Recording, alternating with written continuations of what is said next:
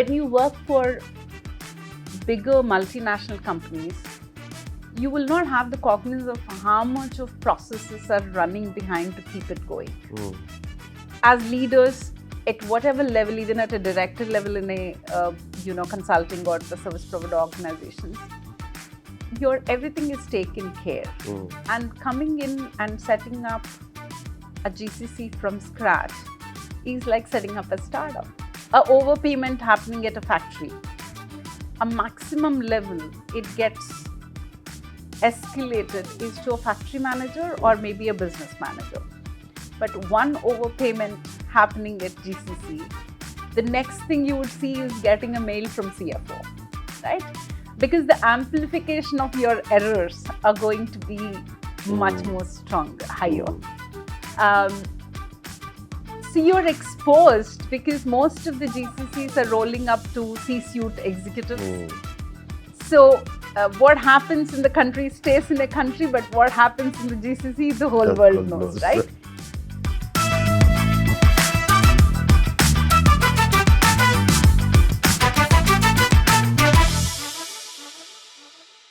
Hello and thank you for tuning into GCC Unplugged, where real leaders share raw insights.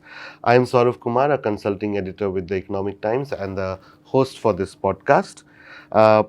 Jaguar Land Rover is a name synonymous in modern luxury and innovation, but behind the scenes, much of its transformation is being powered right here from India through JLR Business Services. And leading this charge is a person whose career journey is as inspiring as the organization she leads. Today, I'm delighted to be in conversation with Lalitha, the CEO of JLR Business Services. And we're going to talk about her leadership journey, the evolution of JLR's India Center, and how it is driving global, innovation in the automotive industry. So, thank you, Lalitha, for joining us. It's a pleasure. My pleasure. My pleasure to be here. Thank you. So, let's start with a little bit of your personal journey. And, you've been, you had a long and diverse career, starting with sales and training in the IT space back in '93, if I am correct, before becoming the CEO of JLR Business Services in 2022. Tell us about those moments over these years which really shaped what Lalitha is today as a leader. So I've started my career very young. I've started when I was 17. Oh, that's really young. Together with my education, obviously, I didn't pass out by '93. Okay. So I started when I was in my first year of college. Started working part-time. So I would say in my long career of 30 plus years now, I see there are many careers in my career. Okay. So the way how I explain usually is the first phase of your career is like a novice kind of a phase where you pick up jobs which puts food on the table. Right. But then as you get comfortable in life and you start thinking about what am I good at, what interests me, that's a kind of the phase where I worked for companies like SAP, IBM. Then comes a phase where you arrive at a place in your life where you can pick and choose what you want to do. By then, it is more of an elimination. I don't want to do this. This is the kind of the impact I want to create on organizations. These are the kind of the organizations I want to work with. You can afford. So I think it's different parts of the thing. I think it is, what shaped my career is essentially two things, I would say. One is my ability to resonate with people, and more importantly, my curiosity to see what is next. If you don't have that kind of curiosity, you're just comfortable with your status quo as is kind of a scenario, there's no growth that comes. So it's about what shaped my career is my risk-taking abilities, chasing after experiences more than jobs, right? I think it is the more you gain, the more you do newer stuff, the more you do things differently. that's what fuels your growth. Okay. So if you look back at your career, through various companies that you've been with, and mm, if I have to ask you, what has been the most challenging transition probably in those years, and what was the reason for that? I think, uh, you know, now I've been with the GCC industry for close to 10, 12 years now. Okay. For me, the most challenging transition is to move from the consulting service provider side of it into the GCC side of Okay. it. What prompted my change at that point of time was, oh, I'm sitting on the other side of the fence and doing stuff for a company. How would it feel like to go and work for a company, right? That's the kind of because when you're in a service provider side or in consulting side, your results, you're seeing it, but you're moving on from one project to another project to another project. So there is that sense of belongingness is not as strong. So when I set up my first GCC, Which was that? It was Cargill Yeah, Business correct, Services. Yeah. I think that transition is been the most enriching, if I can say so. I think even after that, I've done 2 more GCCs now, but I think I still look back at Cargill very fondly because it's something you set up from scratch is always tend to stay with you, right? The reasons being, when you work for bigger multinational companies, you will not have the cognizance of how much of processes are running behind to keep it going. As leaders, at whatever level, even at a director level in a consulting or the service provider organizations, everything is taken care. And coming in and setting up a GCC from scratch is like setting up a startup, right? So, so nothing is given to you in plateau, and you don't have anybody to go and ask. You are the boss. So how do you really design an organization from scratch and own up what you do and how you set up? I think that has been, now that I've done it once, twice, thrice, now it becomes an autopilot, and you take the experiences and you tend to apply it elsewhere. It gets easier. Yeah. But setting up the first time, I remember sitting and probably writing the HR handbook, which is not even my domain expertise at that point of time, and things like that. So it was very enriching, but at the same time, it was really tough as well. Okay. So you've seen both sides, and I want to ask you this question that a lot of leaders, GCC leaders, they tell me that the kind of leadership challenge that you face in this space compared with the core business roles, they're completely different. Do you agree to that? And if yes, why? I absolutely agree with that.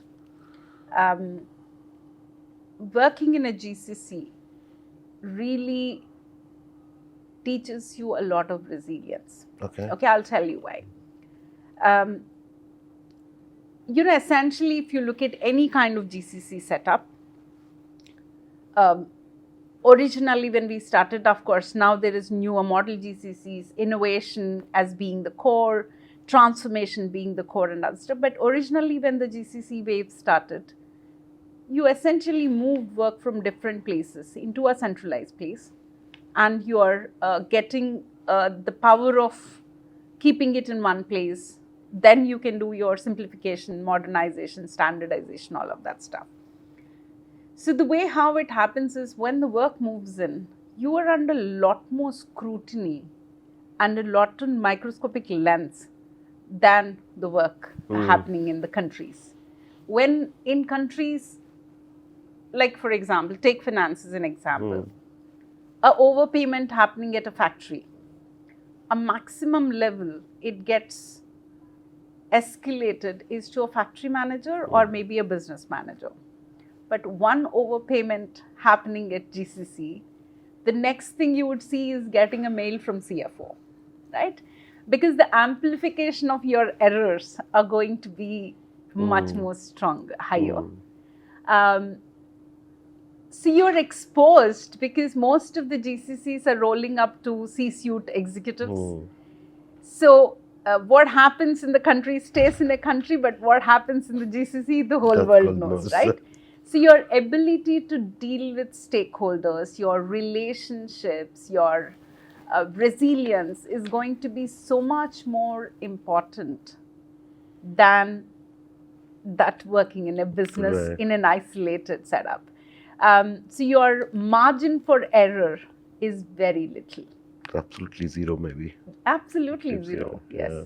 And that's the reason why we have so many of them setting up in India, isn't it? Yeah. Yes, compliance levels are mind-boggling. I understand Correct. that. I've seen it, heard it, obviously, from many leaders. But also, I would say that teaches you a very different level of leadership abilities. If you look at the bigger GCCs, they also say India is a new talent market for us, not just for your enterprise functions, your transformation, your innovation, but also for your leadership, right? Because as a leader in a GCC, your exposure is probably 10 times that is higher than being the same level leader in a business. Because when you're working in a GCC, you're getting cross-geographical exposure, you're getting cross-functional exposure, you're seeing what is happening in other functions. It's a T, right? Your depth and your width is much more stronger. And I would be dare enough to say, for the next generation of CXOs, unless you work in a GCC, managed a global GBS kind of a setup, that should become a primary qualifier because the exposure is so much more than anywhere else in the enterprise. Correct. All right. So let's now talk about JLR Business Services in India, the business. Give us a snapshot of what really JLR Business Services in India does in terms of scale, scope, and the kind of work done here, and how do you support the overall overall what we would know about JLR, the modern luxury and sustainability visions that it has? I would say this is a kind of an extension of all the work we do as JLR, right? So the brands, our house of brands, and whatever work we work across enterprise chapters as an extension of that. So there's a lot of accountability, there's a lot of ownership, because one thing which I constantly discourage people from using scale as a yardstick in terms of how people ask me how big is your GCC? I say, define big, right? Because it is not in terms of numbers, but it is in terms of your contribution to the organization. So we work across engineering, supply chain, we work across people chapter, we work in the digital, data, AI, analytics, a lot of these things. It's essentially an extension of headquarters in terms of what work happens. The teams are very closely interconnected. Our engineering teams are part of the same squads as globally. So they drive the same accountability. It's not an offshore arm's length kind of relationship. It's pretty much seamless. So we drive the enterprise goals and businesses like how you drive in headquarters together with them. Okay, all right. So, what's JLR Business Service India's Business Service India's USP that differentiates you from other GCCs in the automotive space, and how has the center evolved in terms of from transactional processes to a higher level innovation and ecosystem that you have created? I don't think there is any kind of massive differentiation because we are not competing with GCCs. Right, correct. It's a very, the talent pool is going to be the same. It's not like the core business where you have to. Exactly, right? How we've evolved, I think we've been very conscious in terms of setting up why we have the center. Center need to have an existence, center need to have a business case. So it was never meant to be a transactional hub. It's always meant to be what I call as a value amplifier. Okay, the reason being, the way how we've set it up, the kind of the work what we do is not that of a transactional, but it's more of a value addition. It is more of, let's drive this together, let's help the enterprise, and let's create the talent where the talent is available. That's the kind of the mindset. So we've been here for about 3 years now in this new format. Massive engineering talent across all our engineering lines, and we're developing from a supply chain perspective, strategic sourcing. Our team develops the Indian supplier ecosystem and exports parts that almost gets into all our significant amount of parts that gets into all our cars. So technical assurance for customer, the suppliers. So there's a lot of ecosystem development also that we do. So mostly I would term it as a value addition, high end, that kind of work is what we do. Okay. Can you share with us an story or anecdote where something that was done here and which had a real visible impact on JLR's global business? I think definitely the kind of the talent what we have. In fact, we say the engineering talent here that we get in India is very fast to hit the road running. Okay. Right? Because they need very little guidance. They pick up faster. Their productivity on how fast they become productive is much more stronger than anywhere else in the world. So there are many examples of how we help from a global thing perspective. Yeah. Okay. So I believe you're also a startup mentor, and now I also know that you fund people who have brains but cannot afford education. So now I know that about you, but I'll stick to the role of you being a startup mentor. So are you collaborating with Indian startups or academia or other partners? If yes, if you can tell us some of the notable developments, because that's something that we've been hearing across from various quarters that really the cohesion hasn't happened. So has the different, like your experience been any different? So it's not new. It's been in the media that we have opened India Innovation Hub earlier this year. Late last year, collaboration with Plug and Play. We've tied up with T-Hub, where through our Open Innovation Hub, we want to really tap into the startup ecosystem in India in solving bigger, larger enterprise problems, be it in mobility, be it in smarter manufacturing, many areas. So there are significant amount of scouting and collaboration that is happening, not just at JLR, but even increasingly GCCs are realizing the whole beauty of Indian ecosystem, right? Because India is not just for talent, but it is for academia, it is for your startups, it is your ability to bring all of this together. So essentially, when it comes to innovations, the way how we look at it is this something what we want to develop in-house? Do we have time? Do we have the patience? Is it a long-term, horizon 2, horizon 3 play, where we want to invest in it and do it ourselves? Or here is our burning problem. Can we go and scout solutions for it? Is there anybody else who solved it in the market? So that's the kind of the bringing up the startup, the academia, the collaborations together. So it's making a huge, so there is number of projects which we are working on, which we can't obviously talk about it right now, but it's very promising as a innovation ecosystem in India, not just for us, across the industry.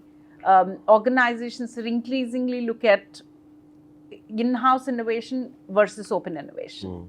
No, I think that's very important because that shortens the Time Learning, to market. time to market. Time to market. Yeah, time Absolutely. to market. Absolutely. And someone has already done it, then the opportunity cost is high. You might just adopt it and put your brains to something else which can be And done. also, startups need enterprises like ours. Definitely. Be it sharpening their products, be it doing the proof of concepts.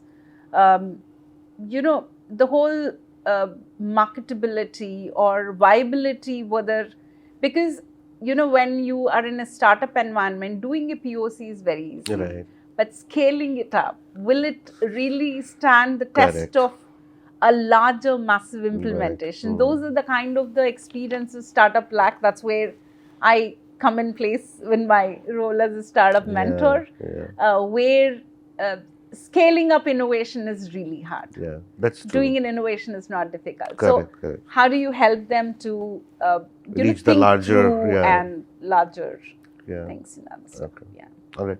So, leading a global team from India must come with a lot of challenges in terms of, cultural dynamics and all.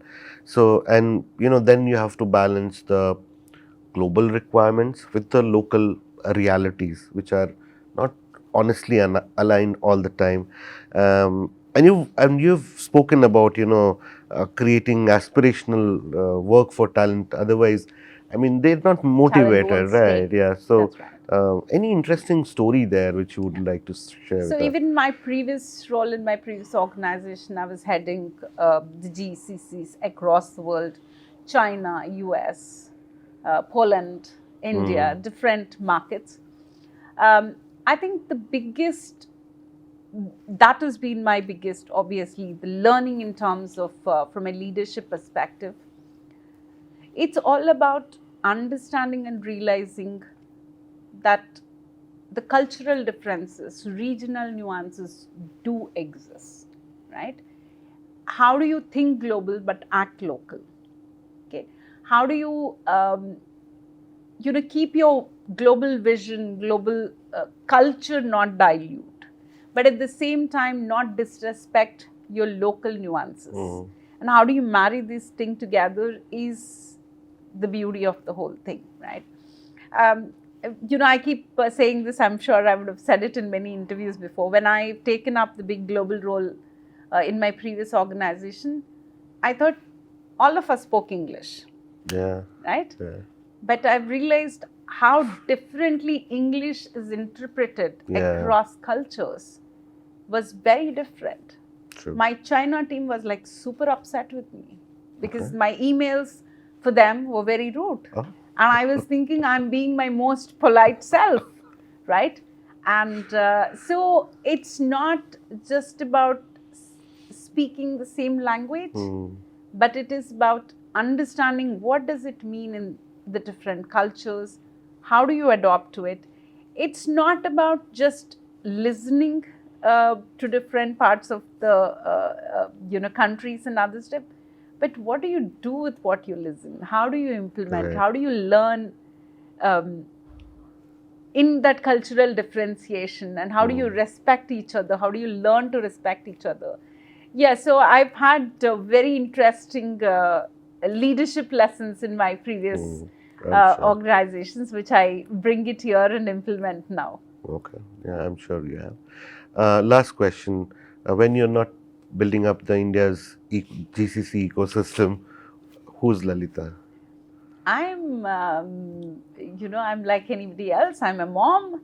I am somebody. I think I'm at a stage of my career, is where I want to give back.